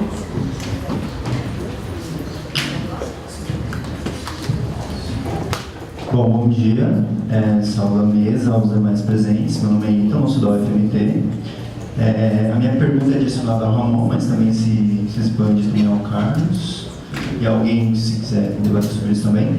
É o seguinte, Ramon, tu falou uma frase, eu peguei bem no final da sua fala, mas tu falou uma frase muito interessante. É possível viver com HIV, né? Eu trabalhei um tempo como Ministério da Saúde, com controle social, e participei de alguns eventos e tal, com muitos jovens vivendo com HIV, e eu tenho uma certa preocupação, não necessariamente com essa questão, mas eu gostaria que você falasse um pouco sobre, porque nós temos hoje uma expansão, né, dos debates sobre liberdade sexual, a gente tem diversos aplicativos onde é possível encontrar sexo com minutos, etc, grupos de bareback, etc, né? Em contrapartida, nós temos também uma repressão muito grande com relação aos discursos, aos debates sobre sexualidade, principalmente pela escola sem partido, falado agora recentemente, né? Como que nós podemos pensar hoje, por exemplo, uma saúde sexual de fato, não somente recorrendo pela medicação, mas sim também pela educação, pensando que nós temos essa repressão que está vindo pelo Estado de uma forma extremamente violenta contra os jovens, adolescentes e todas as pessoas. É isso.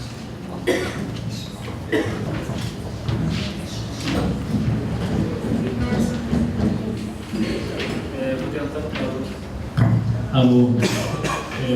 Eu acredito que as perguntas elas estão no mesmo contexto, vou tentar responder à medida que possível junto, assim. começando pela segunda, que você perguntou sobre como não falar para dentro, né, para o próprio grupo. Eu provoco colocando a nós todos, na verdade, a também participar, no sentido assim, por exemplo, vou dar um exemplo. Quando eu compartilho no Facebook uma notícia sobre um assassinato de uma pessoa da população LGBT, quase ninguém vê ou compartilha. Quando eu compartilho uma notícia sobre como é viver sobre HIV, quase ninguém compartilha.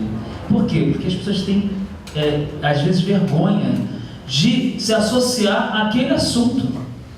E, de maneira geral, são pessoas até amigas, assim, sabe? Na grande maioria das vezes, a pessoa é heterossexual, tem medo de estar... Como se o fato dela falar sobre o assunto fosse associar a ela a questão de uma maneira assim, ou ela é HIV positivo ou ela é gay. Então, assim, eu acho que a gente teria que começar no dia a dia, entre nossos pares, nossos amigos, nossos familiares, falar sobre um determinado assunto não te classifica de nada. Porque aí o nosso discurso, seja de uma questão da LGBT ou seja do HIV, não fica sendo somente para os pares. Porque, de fato, até me entristece, quando eu vou num seminário, num congresso, sobre a questão, por exemplo, do HIV, cara, só tem militantes, sabe? E as pessoas que são interessadas, que na verdade eu acho que todo mundo deveria ser interessado, entendeu? Então acho que também essa implicação tem que vir de dentro do movimento, mas também tem que vir das pessoas de forma geral, entendeu? A gente tem que começar a falar, cara, é um assunto comum a todos, sabe? Temos que nos abrir a isso. Isso é um mundo que seria lindo, né? Agora, como fazer isso? Eu não tenho uma receita, eu não saberia dizer. Eu acredito que é fazendo isso aqui, sabe? Promovendo esses espaços de diálogo e também a gente abrir espaços de diálogo no nosso dia a dia, sabe? Seja com o filho, com o marido, com o amigo, sabe? É uma coisa muito curiosa, assim, quando eu fiz eu fiz uma carta pública sobre a questão do HIV e publiquei na Carta Capital, assim, em uma semana recebi uns 200 e-mails, sabe? De pessoas diferentes, assim, pessoas próximas, falam, cara, eu tenho HIV e nunca tive coragem de conversar com ninguém, ou pessoas que eu não conhecia, minha mãe ou minhas irmãs têm HIV, a gente não se fala, porque isso é um tabu dentro de casa, ou, gente, eu estou pensando em matar, eu li seu texto, obrigado, eu preciso de ajuda, você conhece algum psicólogo? Aí tem o lugar do acolhimento. Então, eu acredito que abrindo espaço para o diálogo, falando sobre as questões, seja sobre HIV, seja sobre a vivência da população LGBT, sobre direitos humanos de uma maneira geral, tirando esse deturpamento que existe hoje em dia, né, assim, no meio político, como se você falar sobre direitos humanos fosse um crime, sabe? Então, ao contrário a questão, sabe? Então, assim, eu acho que falando sobre essas questões, a gente consegue amplificar mais essas vozes, sabe? No meu caso, no livro, assim, a tentativa de amplificar essas vozes através da literatura por pessoas que sequer pensaram em escrever sobre o assunto, sabe? E estou falando de não as pessoas mais velhas, não pessoas mais jovens, que nem sabiam coisas básicas sobre a questão do HIV. E é muito louco, né? Porque a gente vive, teoricamente, uma era de informação, né? Onde todo mundo tem acesso, ou deveria ter acesso à informação, onde os canais de comunicação digitais são mais acessíveis, né? E nunca se falou tanto, por exemplo, sobre HIV. Se pegar o número de youtubers que falam sobre HIV hoje em dia, são vários, assim, sabe? Tem youtuber que é um casal discordante, que um é positivo, outro negativo, que fala abertamente. Tem youtuber que é gay, tem youtuber hétero, tem youtuber lésbica, todos que falam abertamente sobre a questão, mas poucos conhecem. Por quê? Porque não está num canal que é formal, né? Uma TV e tal. Para você conhecer, você tem que procurar, ou um amigo te indicar. Então, o que eu pediria, a partir desse encontro, é que a gente possa estar mais aberto a essas comunicações, no sentido, a esses universos. Sobre a questão do suicídio, propriamente, é muito absurdo, né? Assim, porque, como tudo que acontece de vulnerabilidade, esses corpos têm cor, têm gênero, têm orientação sexual, entendeu? É como se o Estado fizesse uma política que, deixa assim, né? Sabe? a população se matar, sabe? É difícil. Lá no Rio, por exemplo, na UERJ, Universidade Estadual do Rio de Janeiro, o índice de suicídio cresceu absurdamente. Um amigo meu, professor, em um mês ele perdeu 3 alunos, sabe? Então, é isso. Eu acho que tem a ver com tudo isso que a gente está vivendo, esses montes de políticas públicas, essa desigualdade enorme que cresce ultimamente. Mais uma vez, eu não teria receita. Eu falaria, cara, gente, vamos ser solidários, sabe? Quando alguém estiver do lado, sabe, se ele está triste, cara, pergunta, o que está acontecendo? Sabe, eu acho que é isso, não tem outro jeito, né? Porque se a gente for esperar o momento ideal, a política ideal, as pessoas vão morrer, entendeu? Então, assim, olhar para o lado, sabe? Olhar para o lado e falar, o que você está sentindo? Como você se passa? Sabe? Se colocar no lugar do outro. Eu acho que eu só poderia responder isso, assim. É possível ver como pensar a saúde sexual, né, para além da medicação.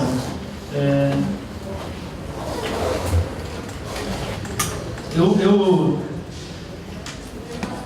adoraria que a saúde sexual fosse tratada nas escolas, né, assim, seria um mundo ideal, né, assim, a gente pudesse falar assim,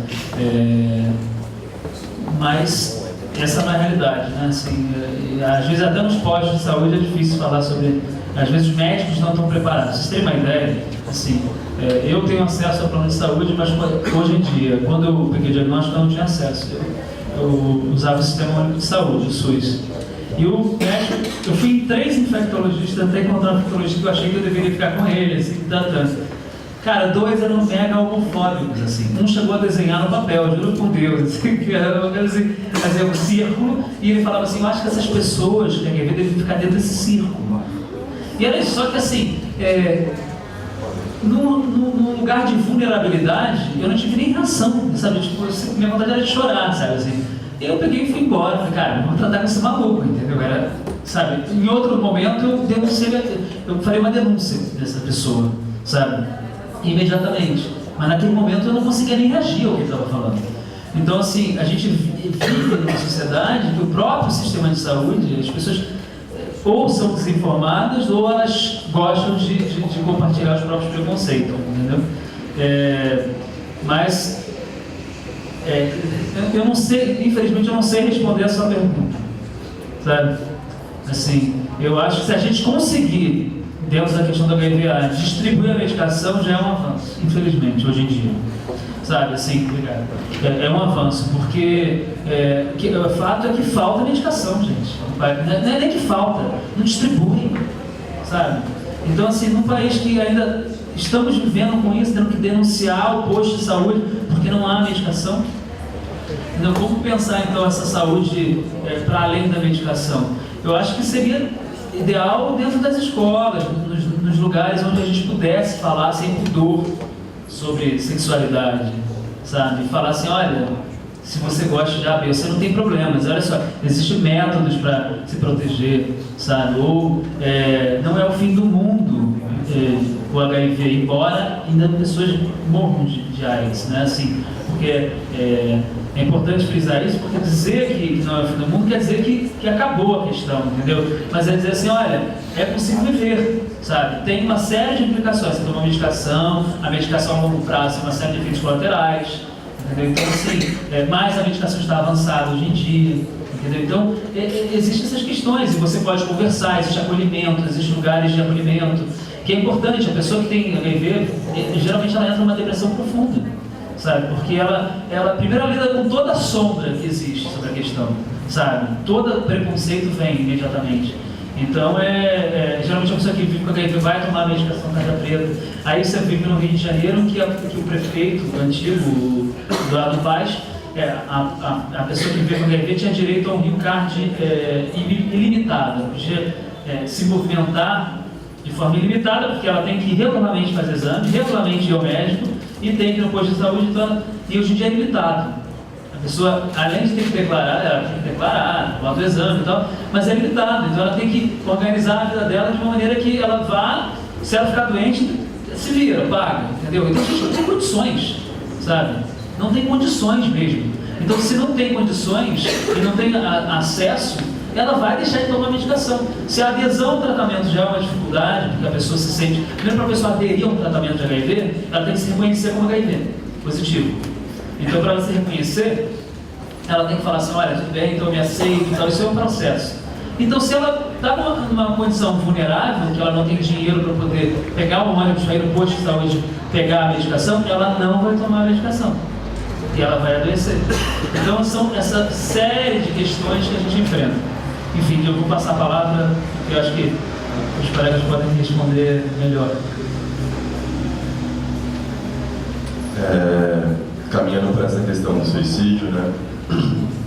Eu me ponho a pensar nessa pessoa que chega nesse ponto, né? Importante de pensar em retirar a própria vida para quê, né? E daí eu penso, para alívio, para se retirar dessa situação, para tentar encontrar um lugar melhor. Quando a gente acompanha pacientes que têm ideação suicida, a maioria dos motivos levam a uma procura de alívio da situação tão depressiva, tão angustiante, tão violenta que a pessoa está vivendo, né?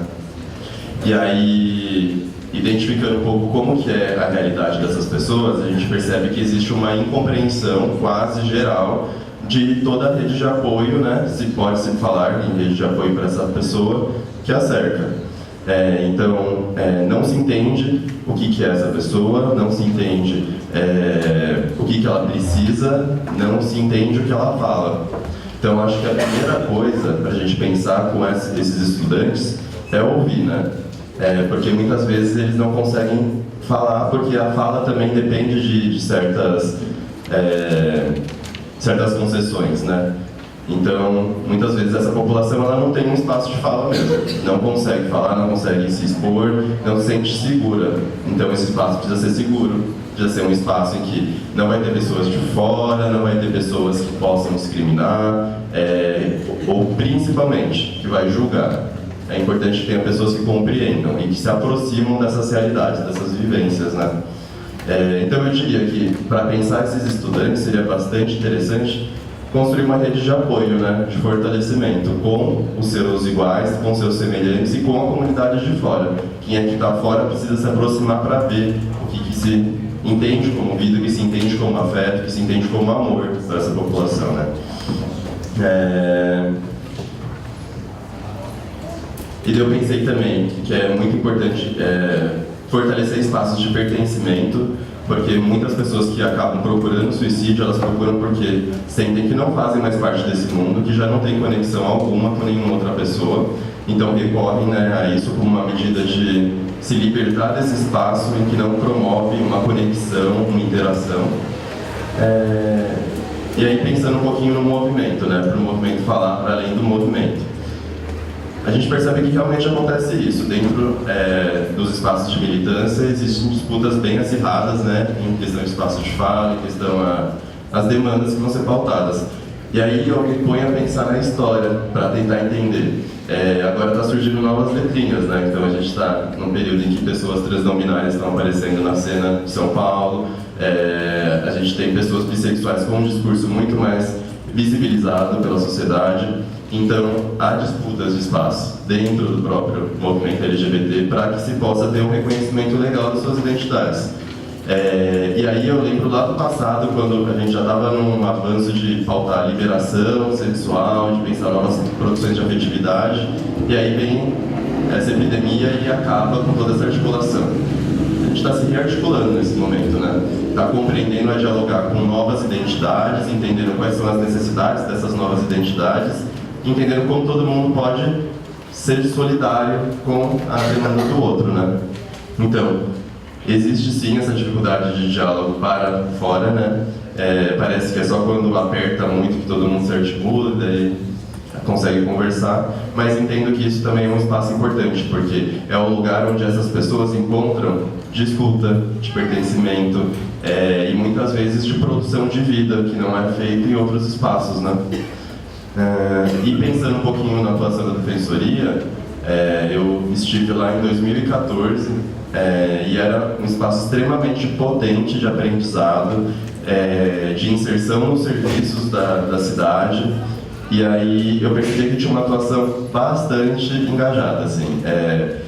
As chefes da nossa sessão eram duas defensoras lésbicas, então já tinha uma vivência pessoal, uma vivência política embasada nessa questão das demandas LGBTs, e convivia com as duas Beths, né, que é a assistente social e a psicóloga lá do Núcleo de Combate à Discriminação. E a gente acompanhava todos os casos, recebia muitos casos, mas era bastante interessante que demandas raciais chegavam pouco. Então a gente já entendia que esse espaço ele não era um espaço que era recorrido para essa população, não existia legitimidade, não existia também um acompanhamento dessa população. Pouco se via, pouco se olhava, e o que tinha era uma compreensão um pouco das questões de violência LGBT. Agora, a gente percebe que tem um acompanhamento maior das questões raciais e das questões de intolerância religiosa, também compreendendo que o cenário político mudou e a agenda possibilita uma nova visibilidade para todas essas questões. Porém, a gente está num espaço de recuo, né? Então, a força política está fragmentando toda essa atuação, e as possibilidades de intervenção nas questões de violência aqui no estado de São Paulo estão ficando mais complicadas, assim, um diálogo um pouco mais demorado, e a expectativa é que, se a gente não tiver um quadro melhor aí político, que as coisas fiquem piores, né? Mas temos esperança e temos muita força para ir em volta da resistência, né?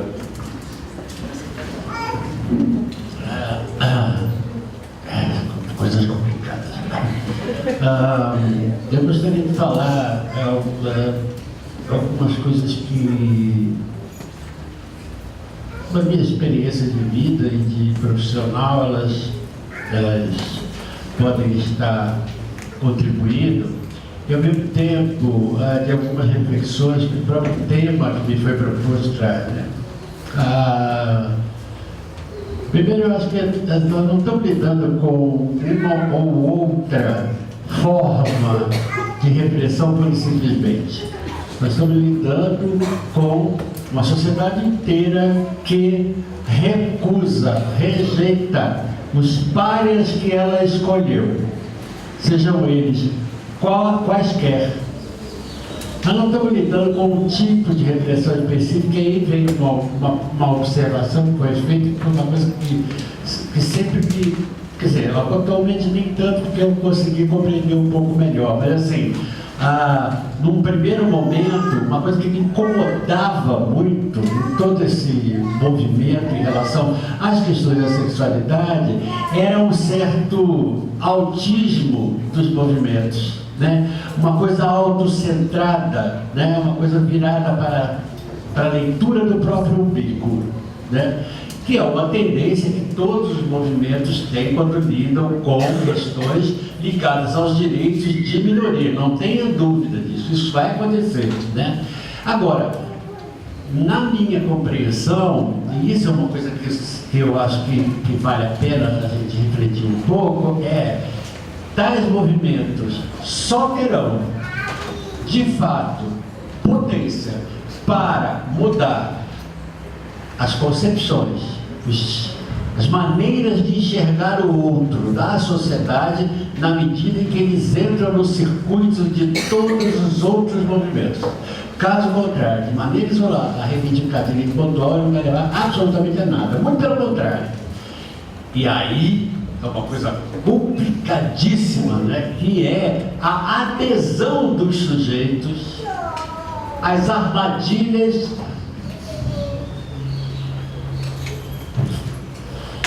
do discreto charme da burguesia.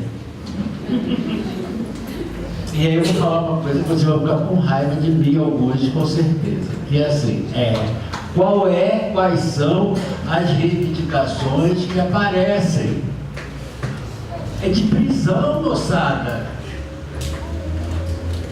Cai na armadilha do discreto charme da burguesia, normalmente ele quer casar, quer entrar pro exército. Que é isso? Quer dizer, uma nova forma de subjetividade precisa ser, não sei se é possível nesse momento, isso é uma questão de feeling meu, né? Mas uma nova forma de subjetividade deverá ser discutida para pautar a efetivação dos sujeitos de direito. A efetivação do sujeito de desejo, do sujeito que pode desejar o que ele quiser.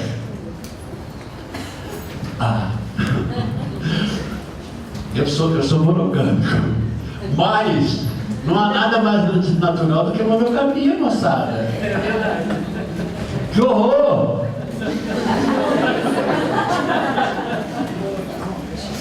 Tem que ficar segurando aquela vontade o tempo todo, porque você está... Que isso, moçada? Né? Então, não estou dizendo agora, não sou também partidário quando você fere se fazer, vamos lá, virou avacalhação, vamos deitar o cabelo. Não, não é isso. Apesar de eu ter vivido uma época que era isso mesmo, né? Que a década de 60, 70 era isso, né? Vamos lá deitar o cabelo, né? Vamos lá transar com tudo que se mexe. Vamos nessa. Né? Era assim, né? Quem viveu isso, né? Quem tem a minha idade viveu isso. Né? Então, assim, acho que atuar pelas brechas significa tomar consciência, e aí a questão da educação, ela é fundamental, né? No momento que você cria espaço para a discussão dos direitos, para a discussão dos direitos dos homens e das mulheres, e de todo mundo. Né? Trabalhando o tema, discutindo sobre o tema, exercendo aquilo que é uma das dimensões da democracia, que é a coexistência do conflito, a existência do conflito e a coexistência das diferenças dentro do mesmo espaço, do mesmo tempo, né? Estabelecer formas de colocar as discussões para todos, não apenas para grupos. A única militância que eu tenho na vida é pelo SUS, desde que eu me entendo por gente adulta. Eu demorei para ficar, mas assim, quando eu me entendi, foi a única coisa que eu assumi como militância para mim. Mas por outro lado é assim, assumir essa militância significa assumir a militância por quê? Pela existência humana, pela existência do sujeito de desejo, pela existência do sujeito democrático. Então, a chave é o exercício da democracia.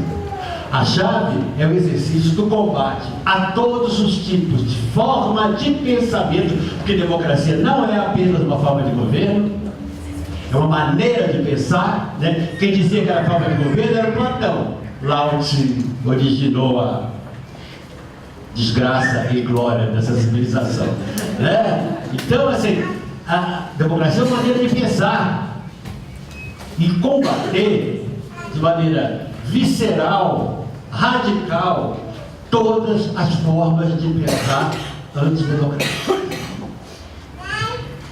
Então, a instituição da discussão dos direitos humanos em todos os espaços de educação, ela é fundamental, na medida que ela nada mais é do que o reflexo do exercício democrático.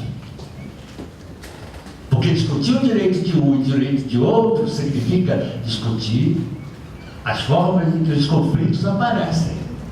É discutir a possibilidade da alteridade. Bom,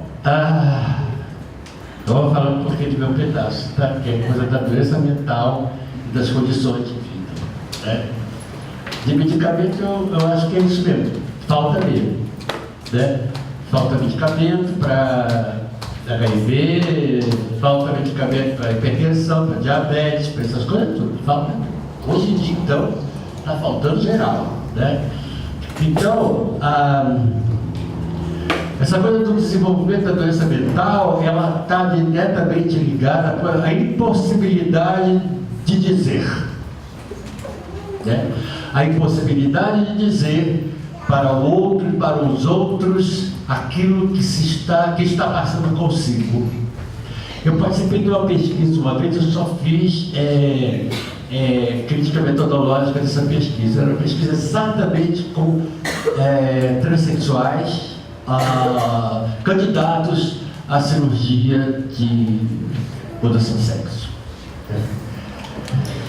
E eu tive que trabalhar os textos, né, das entrevistas que foram feitas por um psicanalista, né, e trabalhando esses textos, eu fiquei, no primeiro momento, estarrecido, né, com o grau de isolamento dos sujeitos. Alguns, em especial uma, né, que ela entrou num estado de isolamento tão profundo que ela trocou a linguagem, ela inventou uma linguagem para ela. Tal o lugar em que ela se encontrava, né? Então eu penso que nos casos de sofrimento mental, sempre, ou quase sempre, a condição de vida está presente. E no caso da condição de vida sexual, né, ela vai ser muito da minha experiência, do meu pensamento, né, muito pelo isolamento que é imposto aos sujeitos, mas pior do que isso, o isolamento que o sujeito impõe a si.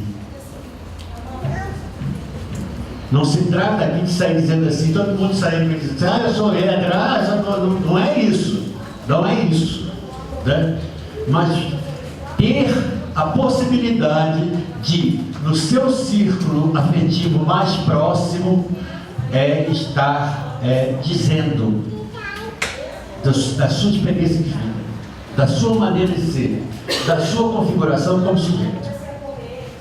Acho que isso está muito presente no desenvolvimento de quadros depressivos, de quadros psicóticos, de quadros de diversa natureza. Então, a condição de vida é determinante no desenvolvimento de estados de doença e até de doenças previamente determinadas, inclusive pela própria genética dos sujeitos.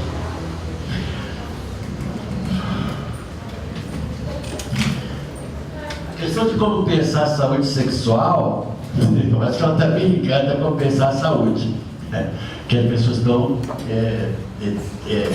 impregnadas nela mesmo, no movimento que o Foucault discute também, né? Que é o movimento de medicalização da sociedade. É de transformar tudo em intervenção médica, né? Então, e os próprios médicos, né? Daí o médico lá ter essa atitude que teve aí, que você está falando, né? Assim, ele não escapa disso, ele vive ali, né? E ele também é medicalizado. Então hoje, tudo é remetido para o crivo da medicina. Tudo. A existência humana está ligada a isso. E isso se dá pelo desenvolvimento de mecanismos ou dispositivos de biopolítica, de biopoder, enfim, de tudo está ligado ao pensamento médico, né? A grande associação, a grande conluio, pode chamar assim, que houve no século XIX para o desenvolvimento da sociedade disciplinar foi entre o Estado e a medicina, entre o poder e o saber. A medicina legitimando um Estado disciplinar. É ela que faz isso. Então todo o discurso, por exemplo, sobre a homossexualidade, ele está construído em base de onde? De dentro da medicina. É um médico alemão que cria inclusive o termo, porque ele não existia. Ele foi inventado no século XIX. Então o tal alemão, né, encontra nesses sujeitos uma maneira diferente de ser que ele passou a considerar, não só ele, vários, né, passaram a considerar como no âmbito da patologia, da anormalidade. E inventa um nome que acabou pregando um nome que não era necessariamente para, de imediato, apenas desqualificar o sujeito, mas, ao contrário, desqualificando o sujeito, afirmar uma outra coisa, afirmar um outro valor. Isso é que importa nesses dispositivos e nessas estratégias de controle. Não é o discurso imediato que é, de fato, o que vale, o que está pretendido. O que está pretendido por trás desse discurso. Quando eu falo do sujeito homossexual, eu estou querendo valorizar o quê? O seu contrário, que é o comportamento heterossexual, branco, trabalhador, burguês. É aí. Então, nós vamos precisar trabalhar a saúde em cima dessa perspectiva, da perspectiva de que ela é considerada hoje, ainda, como onipresente na vida de tudo e de todos. Vou pegar o exemplo aqui. A mãe, né? Que deve a sua vida inteira e tende o tempo todo ser cobrada sobre a vida do filho. E se ela não tomar cuidado, ela vai viver a vida dele. Ela abandona dela e vai viver a vida dele. Está impregnado isso na sociedade. E é contra isso que nós vamos precisar estar lidando. Isto, na minha avaliação, seria a base de uma educação do pensamento sobre saúde que seja de fato inovador e revolucionário. É isso.